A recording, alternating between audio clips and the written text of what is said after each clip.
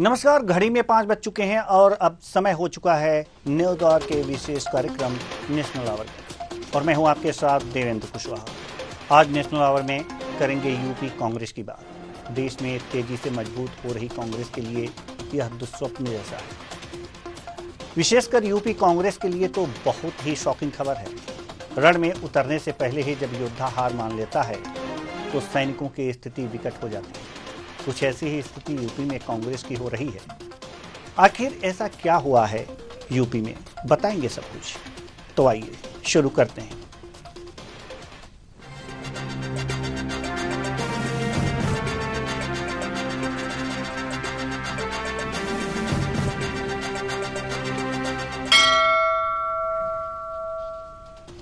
तेरह नवंबर को यूपी की 9 विधानसभा सीटों पर उपचुनाव होना है। अखिलेश यादव ने एक बड़ा ऐलान करते हुए कहा है कि सभी 9 सीटों पर गठबंधन के उम्मीदवार सपा के पार्टी सिंबल पर चुनाव लड़ेंगे।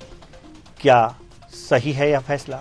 यह विवाद का विषय हो सकता है, पर कांग्रेस के लिए निश्चित ही यह शर्मिंदगी का विषय है। अगर समाजवादी पार्टी कुछ कमजोर सीटों पर कांग्रेस को दे देती तो भी कांग्रेस को लड़ते हुए शहीद होना चाहिए था। क्या हुआ? सीटें हार जाती। कम से कम कांग्रेस कार्यकर्ताओं का पार्टी को लेकर उत्साह तो बना रहता। यह तो बिना लड़े ही रण छोड़कर भागने जैसा है और शर्मिंदगी से बचने के लिए समाजवादी पार्टी के पल्लू में मुंह छुपाने जैसा है। आखिर ऐसा क्यों और कैसे हुआ? कांग्रेस के लिए ये क्यों सेटबैक जैसा है? आज इसी मुद्दे पर करेंगे चर्चा। तो आइए शुरू करते हैं। यह कैसा गठबंधन।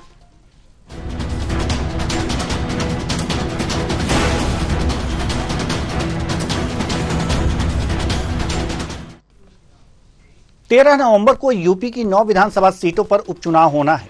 अखिलेश यादव ने एक बड़ा ऐलान करते हुए कहा है कि सभी 9 सीटों पर गठबंधन के उम्मीदवार सपा के पार्टी सिंबल पर चुनाव लड़ेंगे। सोशल मीडिया प्लेटफॉर्म एक्स पर एक लंबी पोस्ट के जरिए अखिलेश यादव ने इसका ऐलान किया। अब ऐसे में सवाल उठ रहा है कि इंडिया गठबंधन में समाजवादी पार्टी के मुखिया अखिलेश यादव के दांव के आगे कांग्रेस चित हो गई या कांग्रेस ने लड़ने का मन ही नहीं बनाया। अखिलेश लिखते हैं कि बात सीट की नहीं, जीत की है। इस रणनीति के तहत इंडिया गठबंधन के संयुक्त प्रत्याशी सभी 9 सीटों पर समाजवादी पार्टी के चुनाव चिन्ह साइकिल के निशान पर चुनाव लड़ेंगे। कांग्रेस और समाजवादी पार्टी एक बड़ी जीत के लिए एकजुट होकर कंधे से कंधा मिलाकर साथ खड़ी है। इंडिया गठबंधन इस चुनाव में जीत का एक नया अध्याय लिखने जा रहा है। अब आपको आचार्य प्रमोद कृष्णम का एक ट्वीट दिखा रहे हैं, जिस पर उन्होंने कहा है कि कांग्रेस को अपना ऑफिस और झंडा भी समाजवादी पार्टी के हवाले कर देना चाहिए।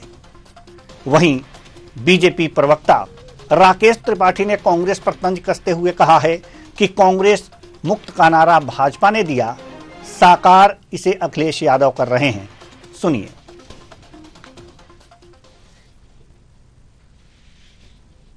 कांग्रेस मुक्त का नारा भारतीय जनता पार्टी ने दिया था, लेकिन उसको उत्तर प्रदेश में साकार कराने का काम अखिलेश यादव जी कर रहे हैं।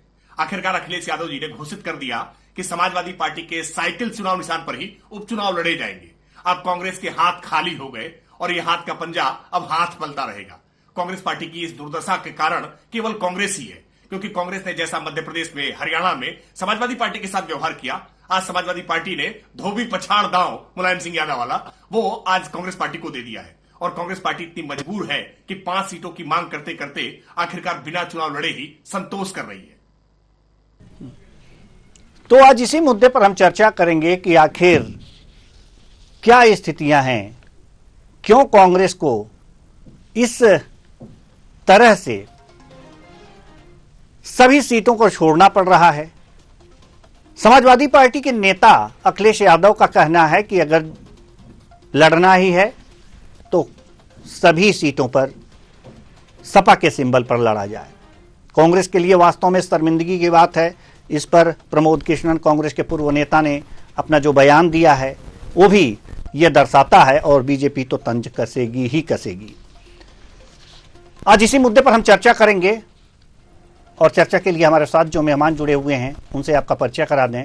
हमारे साथ स्टूडियो में यश भारतीय प्रवक्ता सपा हमारे साथ मौजूद हैं। बहुत बहुत स्वागत है आपका हमारे इस कार्यक्रम में। साथ ही साथ बीजेपी से हैं हरेंद्र विक्रम सिंह जी, प्रवक्ता बीजेपी, बहुत बहुत स्वागत है आपका हमारे इस कार्यक्रम में। रोहन सिंह जी, प्रवक्ता कांग्रेस, हमारे साथ जुड़ चुके हैं, आपका भी बहुत बहुत स्वागत है हमारे इस कार्यक्रम में। संदीप चौधरी जी, राजनीतिक विश्लेषक, हमारे साथ मौजूद हैं, आपका बहुत बहुत स्वागत है हमारे इस कार्यक्रम में। चर्चा की शुरुआत हम कांग्रेस से करेंगे।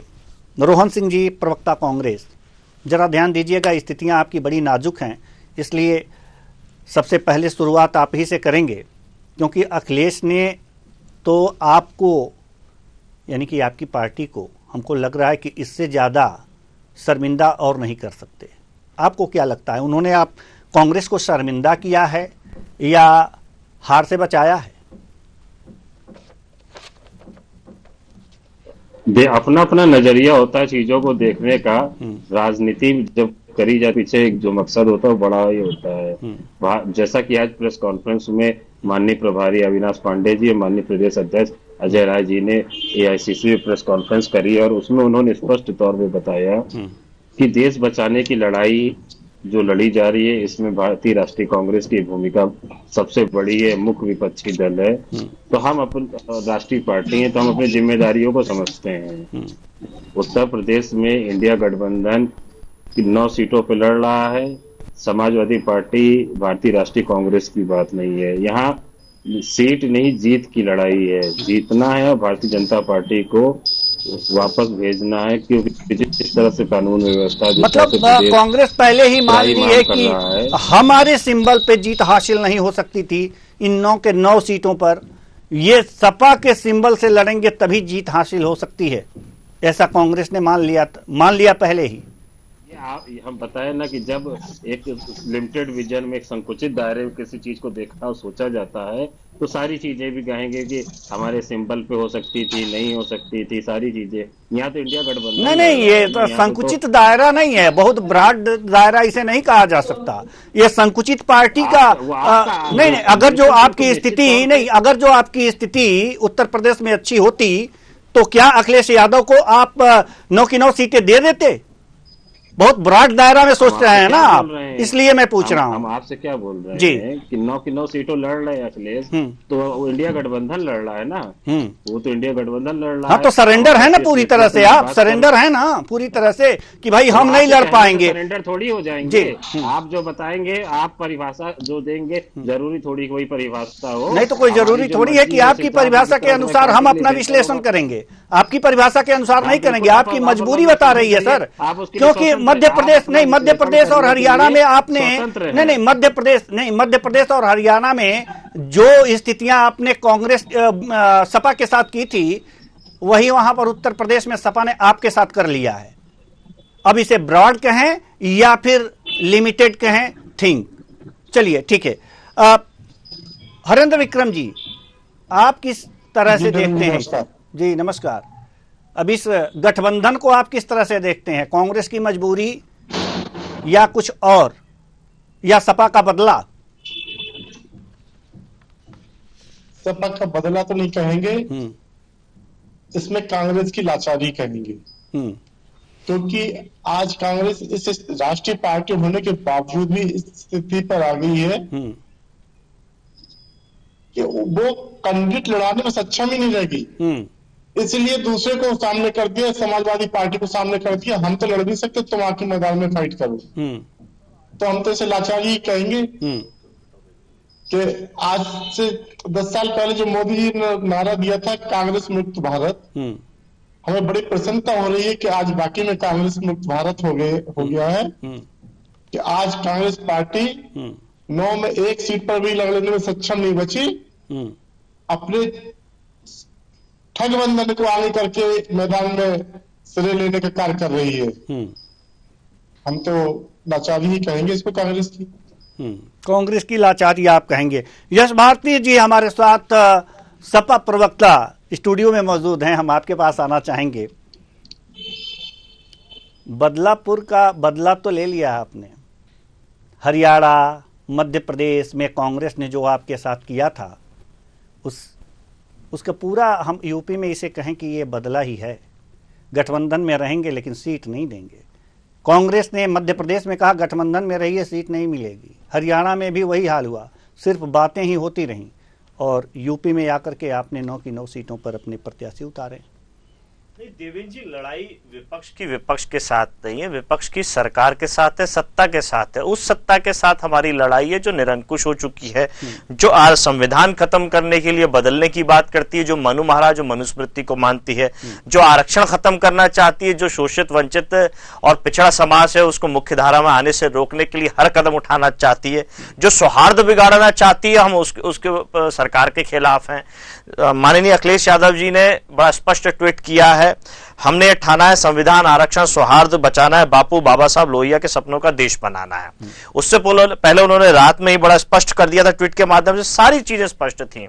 बात सीट की नहीं, जीत की है। इस रणनीति के तहत इंडिया गठबंधन के संयुक्त प्रत्याशी होंगे। यानी ये जो प्रत्याशी हैं ये ना सपा के हैं ना ये कांग्रेस के हैं, ये इंडिया गठबंधन के हैं। अब इसको आप चश्मे से देखें तो कांग्रेस का चश्मा देख सकते हैं, आप चश्मे से देखें तो इसको सपा का चश्मा देख सकते हैं। और इंडिया गठबंधन, देवेंद्र जी सवाल आप करिए, जवाब मुझे देने दीजिए। जी। तो इंडिया गठबंधन में जितने घटक दल हैं ये सबके प्रत्याशी हैं और निरंकुश सत्ताधारियों के खिलाफ हैं, जो निरंकुश हो चुके हैं, जिनके पास बताने के लिए कोई उपलब्धि नहीं है। जो माननीय अखिलेश यादव जी के नेतृत्व में 5 साल सरकार चली थी, जो हमने बड़ी उपलब्धियां दी हैं। हमें ये बताइए कि आपने ये कहा कि ये संयुक्त प्रत्याशी हैं इंडिया गठबंधन के, तो अगर जो कांग्रेस अगर जो 2 सीटों पर ही लड़ती, 1 सीट पर ही लड़ती, तो वो भी तो संयुक्त प्रत्याशी होते ना, वो भी, लेकिन सिंबल तो कांग्रेस का होता, वो भी संयुक्त प्रत्याशी होते। तो फिर ये बात कहां रह गई? देवेंद्र जी मैं माफी के साथ ये उदाहरण देना चाहता हूं। आप एंकरिंग कर रहे हैं, इसका मतलब ये तो नहीं कि आप ही दुनिया के सबसे काबिल एंकर हैं, बाकी सब बिल्कुल बेकार हैं। नहीं तो लेकिन आप एक समय में प्रवक्ता है, तो आप सबसे काबिल प्रवक्ता आप ही हैं क्या? नहीं, मैंने सबसे काबिल प्रवक्ता तो आप ही नहीं है। हम एंकर नहीं है सबसे काबिल। तो सवाल आपने किया, जवाब मैंने किया है, जवाब देने दीजिए। जी बिल्कुल जवाब देने दीजिए। आप तो बौखला रहे हैं, ये तो मैंने भाजपा के खिलाफ आप रहे हैं। सुनिए ना, मैंने माफी के साथ उदाहरण दिया, आप सुनिए। माफी मांगने की जरूरत ही क्या है? सुनिए ना, सुनिए, आपको बुरा लग गया ना, मैंने माफी इसीलिए मांगी, आप बुरा ना मांगे, लेकिन आप बुरा मान गए उस बात के लिए। नहीं, बुरा आप लोगों को लग रहा है। अच्छा, आप जवाब नहीं सुनेंगे? बिल्कुल सुनेंगे। तो सुनिए, सुनाइए जवाब। सुनिए। हम ये मानते हैं कि काबिल केवल आप नहीं और भी काबिल है, और मैं ये भी नहीं मानता कि प्रवक्ता अकेला मैं वो, लेकिन इस पैनल में सपा का प्रवक्ता के रूप में एक ही व्यक्ति बैठ सकता है, उसी तरीके से एंकरिंग करने के लिए भी एक ही व्यक्ति बैठ सकता है, वो आप हैं, और हम आपको बेहतर काबिल मानते हैं। तो उसी तरीके से अगर 9 सीटें और 9 पे उम्मीदवार उतरना है, तो जो 9 उतरे हुए हैं वो बेहतर है और इंडिया गठबंधन के हैं। वो कांग्रेस के लोग भी उसके लिए काम करेंगे, सपा के लोग भी उसके लिए काम करेंगे और भाजपा के खिलाफ में काम करेंगे।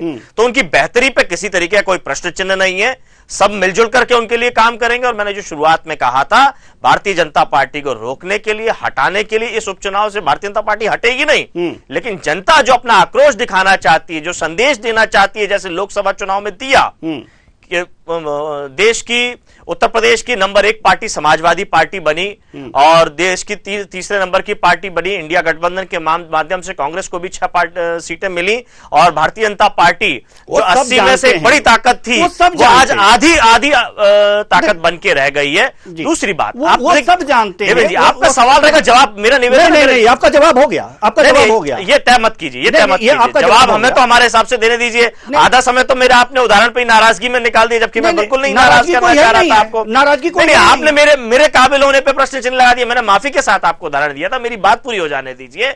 यहां भी वही बात है, हम किस रणनीति पर चुनाव लड़ रहे हैं, हमारी रणनीति स्पष्ट है। इस पे भाजपा दूसरा कोई अन्य दल क्यों इतनी बातें कर रहा है? आचार्य प्रमोद जी का आप उदाहरण दे रहे, कौन आचार्य प्रमोद जी?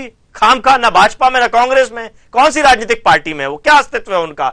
6000 वोट लाते हैं जब लोकसभा का चुनाव लड़ते हैं, तो कोई राजनीतिक अस्तित्व हो, कोई जनाधार हो, कोई व्यक्ति हो, केवल फर्जी आचार्य बन करके और धर्म का प्रचार करने के नाम पे दूसरों को ठगना।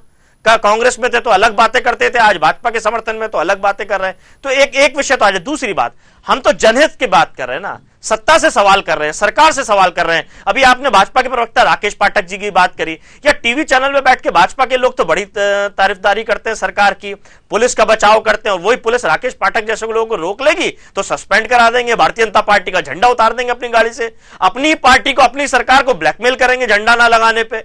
तो ये वो लोग हैं जो हर जगह ब्लैकमेल करना चाहते हैं, दबाव की राजनीति करते हैं, विकास की राजनीति नहीं करते हैं, और जिनको आलोचना बिल्कुल पसंद नहीं है। हम तो स्वागत करते हैं, आपने मेरी आलोचना करा, मैंने स्वागत किया, मैंने बिल्कुल आप पे नाराज नहीं हुआ। आपका अधिकार है मुझे सुधार करने के लिए, अगर मेरे में कोई कमी दिखती है आप मेरी आलोचना कीजिए, मेरी पार्टी की कीजिए, मेरे नेता कीजिए।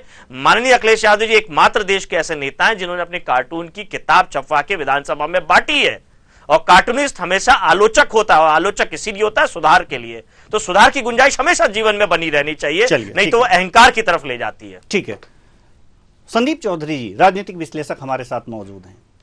दोनों और तीनों हमारे जो प्रवक्ता महोदय हैं, इनको आपने बड़े ही शिद्दत से सुना, बड़े ही आराम से सुना, बड़े ही धैर्य से सुना।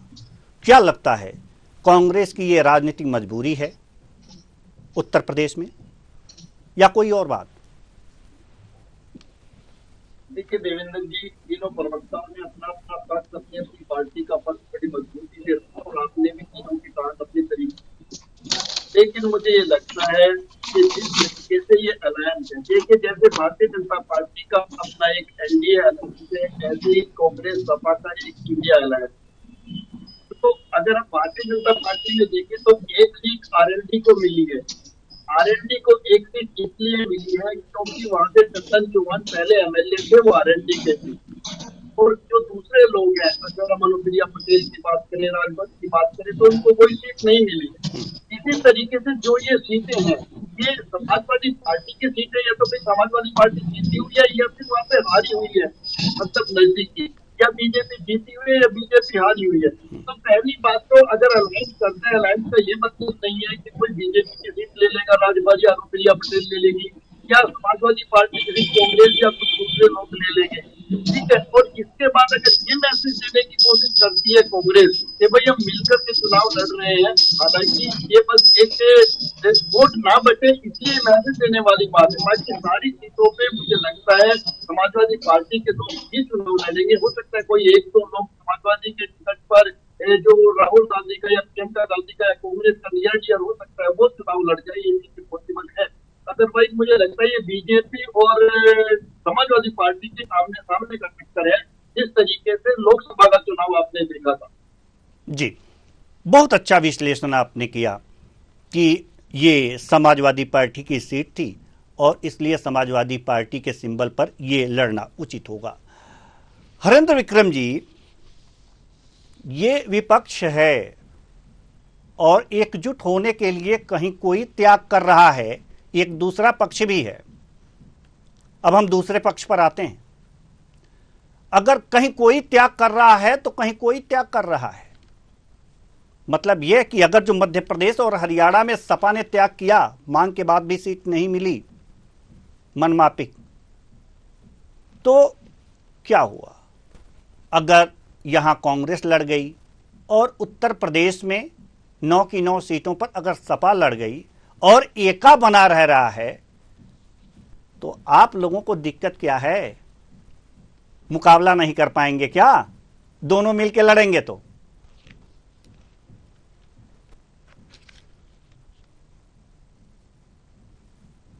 यदि कांग्रेस 2 या 4 सीटों पर चुनाव लड़ती तो अभी मिलकर लड़ती ना, समाजवादी फिर वहां चुनाव नहीं लड़ती। आज समाजवादी पार्टी 9 सीटों पर चुनाव लड़ रही है, तो ये तो वही बात हुई, मान ना मान मैं तेरा मेहमान, मैं तो 9 पे 9 लड़ूंगा। अब तुम्हें गठबंधन रखना तो रखो, नहीं तो वहां नहीं, इस पे तो बात हो चुकी है। नहीं, इस पे बात हो चुकी पहले राउंड में। छोटा मोटा दल नहीं, कांग्रेस पार्टी राष्ट्रीय पार्टी है। हरेंद्र विक्रम जी, पार्टी का अपना सिंबल है जी। इस राउंड, इस जो आप जो बातें कह रहे हैं, इस पे बात हो चुकी पहले राउंड में, और राजनीतिक विश्लेषक महोदय ने बहुत अच्छे तरीके से इसको परिभाषित भी कर दिया।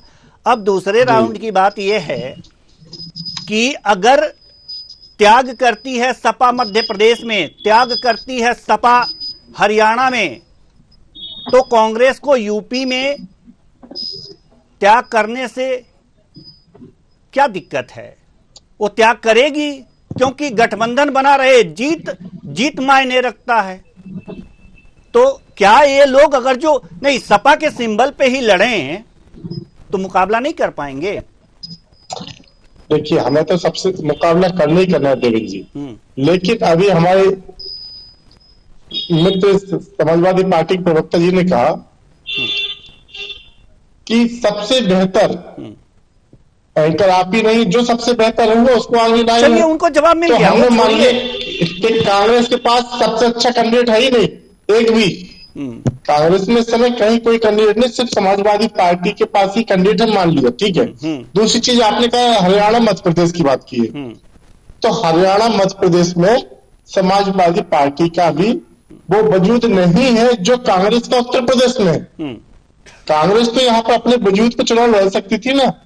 कांग्रेस को एक भी सीट न देकर हमारे लिए तो जो प्लस पॉइंट है कि एक नारा दिया था मोदी जी ने कांग्रेस मुक्त भारत, और उस पर अमल कर रहे हैं अखिलेश जी, तो उन्होंने कांग्रेस मुक्त बनाने के लिए तय कर लिया कि हम आपको एक भी सीट नहीं देंगे। अरे महाराज मुक्त तो हमारे कहां आप सोच रहे हैं, कहां सोच रहे हैं आप?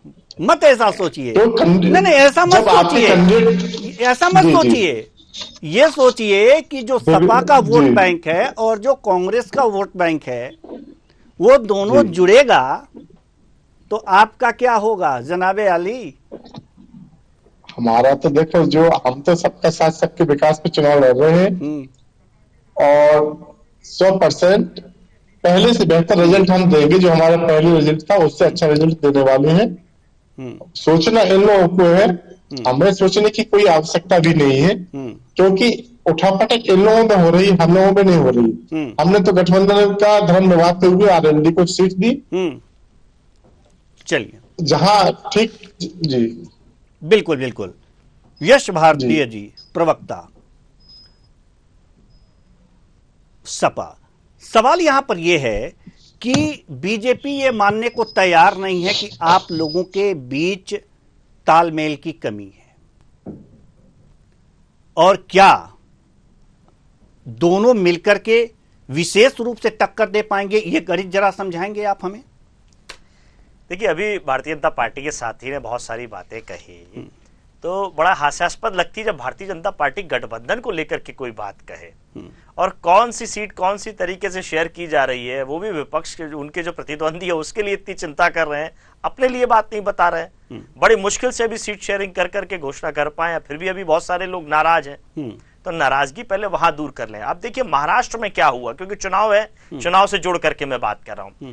महाराष्ट्र में कहते थे कि उद्धव ठाकरे जी मुख्यमंत्री बनना चाहते हैं, यानी शिवसेना मुख्यमंत्री बनना चाहती है, और भारतीय जनता पार्टी मुख्यमंत्री नहीं बनाना चाहती थी। क्या इसीलिए भारतीय जनता पार्टी ने, जब राजनीतिक अछूत थी भारतीय जनता पार्टी, कोई भारतीय जनता पार्टी के साथ में सहयोगी बनने के तैयार नहीं था, तब वो ठाकरे परिवार, वो शिवसेना भारतीय जनता पार्टी के साथ में सहयोगी के रूप में आई, और भारतीय जनता पार्टी ने क्या किया, उसी शिवसेना को दो पार्ट में तोड़ दिया, और किया वही जो ठाकरे परिवार, उद्धव ठाकरे जी और शिवसेना चाहती थी कि हमें मुख्यमंत्री पद दिया जाए, तब तोड़ के मुख्यमंत्री दे दिया, लेकिन जोड़ करके मुख्यमंत्री देने को तैयार नहीं थे। तो ये जोड़ करके तोड़ करके राजनीति करने का जो घटियापन है, ये भारतीय जनता पार्टी का है, ये प्रमाणिक तौर पे महाराष्ट्र में दिखता है। एनसीपी चक्की पीसिंग हो रही थी, तोड़ करके चक्की पीसिंग वाला भ्रष्टाचारी अपने पास रख लिया, मंत्री बना दिया भैया, उप मुख्यमंत्री एक बार नहीं बनाया, दो बार बना दिया। तो ये एनसीपी तोड़ने काम किया। वो बेचारे पासवान जी का परिवार चाचा भतीजे को आपस में लड़ा दिया, जो एक आदमी अपने आप को हनुमान कहता था, दूसरा इनके, तो पहले चाचा को केंद्रीय मंत्री बना दिया, अब चाचा को दूर कर दिया, अब भतीजे को केंद्रीय मंत्री बना दिया। तो ये घर परिवार को तोड़ दिया। अकाली दल पूरी तरीके से इनको छोड़ चुका है, क्योंकि इनकी मंशा उनके तरीके देखती है। नीतीश कुमार जी समय समय पे इनको इसीलिए छोड़ते हैं क्योंकि यही काम वो उनके साथ करना चाहते थे। तो नीतीश कुमार जी जैसे भी हो अपनी पार्टी को बचाए हुए, कम से कम टूट वहां नहीं हो रही है। तो ये तमाम उदाहरण राजनीतिक भारतीय जनता पार्टी के गठबंधन के हैं। अटल बिहारी वाजपेयी जी ने जिन सहयोगी दलों के साथ गठबंधन शुरू किया था, आज उनमें से आधे भी इनके साथ नहीं है। ऐसे ऐसे लोग हैं जिन्होंने राजनीतिक तौर पे ना कोई चुनाव लड़ा, ना उनका रजिस्ट्रेशन तक नहीं है। अगर हम केंद्रीय चुनाव आयोग में बात करें तो उनका रजिस्ट्रेशन तक नहीं है, लेकिन बात कहने के लिए कि हम गठबंधन में हैं, हमारे सहयोगी दल हैं। अरे सहयोगी दलों के ये राय शुमारी मानते कितनी है? आज जो इन्होंने सूची जारी करी, इनसे पूछ के तो बताइए कौन सी बैठक में ये तय हुआ? ये तो कुन्ना मीटिंग कोने कोने में ले जाकर के एक कमरे के 4 कोने पकड़ के किसी को डरा के, किसी को धमका के, किसी को घबरवा के, उसको ब्लैकमेल करके बस प्रत्याशी बीच में सेंटर पे आगे घोषित कर देते हैं। इनके बड़े नेताओं नेताओं ने आज तक कब प्रेस मीडिया के सामने खुलकर आके बात करने की हिम्मत दिखाई है? नरेंद्र मोदी जी कब करेंगे प्रेस के सामने खुल के? एक एक को पकड़ करके, डरा के, धमका के, ब्लैकमेल करके, पैकेज की दुनिया दिखा करके इंटरव्यू दे देते और कहते साहब आ गया मैं प्रेस के सामने। जब जनता पूछने लगी कि कब प्रेस के सवालों का जवाब दोगे, तब पैकेज दे दे करके मीडिया को बुला बुला के एक एक को टहला टहला के ग्राउंड में सवालों के जवाब दे दिए। नहीं तो उससे पहले तो आम कैसे खाते हैं, गुठली कहां फेंकते हैं, हाथ कैसे धोते हैं, पैर कैसे साफ रखते हैं, ये इंटरव्यू चलता था। तो हमने भी देखा है जनहित, हमारा व्यक्ति विशेष से कोई झगड़ा नहीं है। हमारा झगड़ा केवल एक ही चीज का है, जो निर्णय जनता के खिलाफ में नोटबंदी जैसे फैसले लिए जाते हैं जिससे पूरा देश बर्बाद होता है, देश लाइन में लगता है। जी, कोविड काल में जिस तरीके से निर्णय लिए, जिस तरीके से सुप्रीम कोर्ट को झूठ बोला गया कि देश में एक भी व्यक्ति पैदल नहीं चला, ऑक्सीजन की कमी से एक भी व्यक्ति की मौत नहीं हुई, तो ये सफेद झूठ बोलने का बेशर्मी से अगर कोई काम कर सकता है तो भारतीय जनता पार्टी के लोग कर सकते हैं। ईश्वर ने और हमारे लोगों ने हमें इतनी बेशर्मी नहीं दी, हमें इतनी ताकत दी है हमारी विचारधारा ने कि हम सच के साथ खड़े रह सकें, बाबा साहब के दिए हुए संविधान के साथ खड़े रहें, मुख्य धारा में लाने के लिए आरक्षण के साथ खड़े रहें और सौहार्द बनाने के लिए खड़े रहें। जी बिल्कुल। अब चूंकि आपको कहीं और डिबेट में भी बैठना है, इसलिए बहुत बहुत धन्यवाद आपका भारती जी, आप स्टूडियो में आए। और नहीं अभी चर्चा जारी रहेगी, बस भारती जी को छोड़ रहे हैं। अब हम रुख करेंगे रोहन सिंह जी, प्रवक्ता कांग्रेस। रोहन सिंह जी, सवाल यहां पर यह है कि भले ही आप लोगों ने बहुत अच्छे तरीके से तालमेल करके कि चलिए अगर जो हम लड़ेंगे अपने सिंबल पर लड़ेंगे तो वोट बढ़ जाएगा, और जब वोट बढ़ जाएगा तो दिक्कतें सामने आएंगी और बीजेपी जीत सकती है। अब सवाल यहां पर यह है कि अगर नहीं लड़ेंगे तो कार्यकर्ता भी होते हैं, पार्टी के कार्यकर्ता होते हैं, एक जोश होता है चुनाव लड़ने का, तो उनके मनोबल में थोड़ी सी कमी आएगी कि आज हम लोगों की ये स्थिति है कि हम लोग एक भी सीट पे चुनाव नहीं लड़ रहे हैं। देश की सबसे बड़ी विपक्षी पार्टी 9 सीटों पर चुनाव हो रहा है, 9 में किसी एक पर भी मजबूत नहीं है। ये स्थिति, तो कार्यकर्ताओं के मनोबल को किस तरह से उत्साहित करेंगे, कैसे जगाएंगे?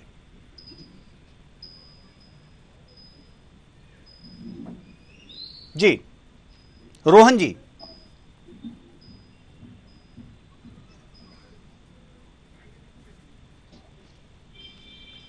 चलिए, रोहन जी से हमारा संपर्क नहीं हो पा रहा है। संदीप चौधरी जी, राजनीतिक विश्लेषक। ये बातें सही हैं कि वास्तव में अगर जो दोनों पार्टियां लड़ जाती तो वोट बढ़ जाते और इसका सीधा सीधा फायदा बीजेपी को होता, लेकिन ऐसा नहीं हुआ। लेकिन वही सवाल आपसे कि क्या इससे कांग्रेस कार्यकर्ताओं के मनोबल पर असर नहीं पड़ेगा? अगर पड़ेगा तो कितना, और उसे कैसे उबर सकती है कांग्रेस? देवेंद्र जी, देखिए ये आम चुनाव तो नहीं है, ये है उपचुनाव जो 9 सीटों पर होना है। और आपको भी मालूम है उत्तर प्रदेश के अंदर 403 सीटें हैं और कांग्रेस के पास एक भी विधायक नहीं था, केवल एक रायबरेली की सीट लोकसभा में थी जो सोनिया गांधी वहां से सांसद है। उसके बाद लोकसभा का चुनाव हुआ और समाजवादी पार्टी के साथ मिलकर कांग्रेस से चुनाव लड़ा और ये 1 से 9 तक पहुंच गए हैं। तो रायबरेली को इन्होंने सुरक्षित रखा। तो इसी तरीके से जो ये 9 उपचुनाव होने हैं, कांग्रेस पार्टी की ये समस्या है कि कांग्रेस पार्टी अभी संगठन के बेस पर, आप मुझे इतना बड़ा उत्तर प्रदेश एक जिला अध्यक्ष का नाम नहीं बता सकते, आप बड़े पत्रकार डिबेट करते हैं, तो कांग्रेस के सामने ये समस्या भी है। कांग्रेस को अभी अपना संगठन भी खड़ा करना है, खड़ा करने के साथ साथ वो कार्यकर्ता भी खड़े करते हैं तो चुनाव के लिए मैदान में आ सकते हैं कि हम चाहे चुनाव हारते हैं लेकिन हम चुनाव लड़ेंगे। और अगर आपको आगे आने वाले जो विधानसभा चुनाव है उनके लिए अपने आप को मजबूत रखना है और सेफ चलना है और आगे जाकर आप सही तरीके से अपनी बात रख सके समाजवादी पार्टी के सामने, उसके लिए बेहतर विकल्प है कि ये 9 सीटें समाजवादी पार्टी को दे दी जाए अगर आप इनमें से कोई सीटें हारते हैं तो कल ये हो जाएगा कि देखिए इतने परसेंट में आपको अगर एक सीट भी देते हैं तो आप समझते 10% सीटें चली जाती है लगभग। तो इतनी सीटें कांग्रेस को दी गई, कांग्रेस हार गई तो अपनी बात आगे मजबूती से नहीं रख पाएगी। अब हार हो या जीत हो, समाजवादी पार्टी के सर पे ही उसका जो है चेहरा बनने वाला है। और आप विधानसभा चुनाव में ज्यादा सीटें ले सकते हैं, अपनी बात मजबूती से रख सकते हैं। तो मुझे लगता है कदम रखे, जीत से ज्यादा ऐसे में हार का डर रहता है और कांग्रेस हारना नहीं चाहती।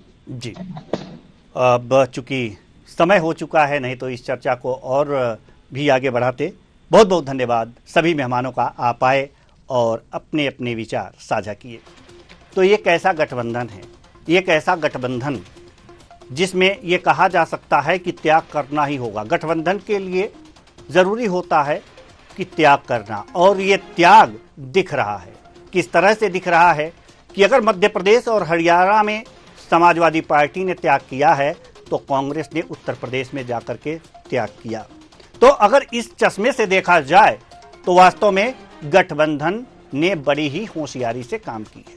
लेकिन इसको अगर जो इस तरह से भी देखा जाए कि आज कांग्रेस की स्थिति उत्तर प्रदेश में ऐसी हो गई है कि वो एक सीट पर भी चुनाव नहीं लड़ पा रही है, तो ये कांग्रेस की दयनीय स्थिति को दर्शाता है। फिलहाल चुनाव हो रहे हैं, नतीजे आएंगे, जनता को जो अच्छा लगेगा उसे वोट करेगी। लेकिन अब देखना होगा कि ये गठबंधन जो निर्णय लिया है और जिस लिए निर्णय लिया है उसे पूरा कर पाता है या नहीं। फिलहाल इस कार्यक्रम में इतना ही, मुझे दीजिए इजाजत, नमस्कार।